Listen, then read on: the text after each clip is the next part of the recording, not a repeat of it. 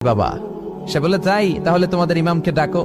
সাইয়েদনা ইমাম আবু হানিফা টাইম দিলেন, এই জুমার দিন, আজকে জুমার দিন না, এই জুমার নামাজের পরে ঠিক ভর দুপুরে 2টায় সবাই আমরা একত্রিত হব। নাস্তিকও আসবে, সাইয়েদনা ইমাম আবু হানিফাও আসবে। জুমার সালাতের পরে লোকের বন্যা বয়ে গেল, বাঁধ ভাঙা জোয়ার, অনেক মানুষ। নাস্তিক এসেছে, লক্ষ লক্ষ লোক এসেছে, আসে নাই ইমাম আবু হানিফা।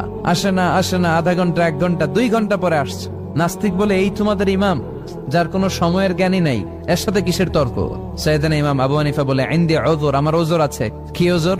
সাইয়েদনা ইমাম আবু হানিফা বলেন, আমি ঘর থেকে বের হয়ে আসার পথে একটা নদী পার হয়ে আসতে হয়। আজকে এসে দেখি নদীর মধ্যে কোনো মানুষ টানুষ নাই, নৌকা নাই, মাঝি নাই, কিচ্ছু নাই। তো হঠাৎ দেখলাম পাশে বিশাল বড় একটা গাছ, এই গাছটা এমনি এমনি 2 ভাগ হয়ে গেল। হঠাৎ গাছ থেকে এমনি এমনি লম্বা তক্তা হয়ে গেল, এমনি এমনি তক্তাগুলো জোড়া লেগে নৌকা হয়ে গেল।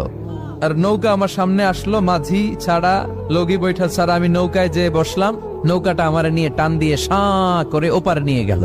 তো এই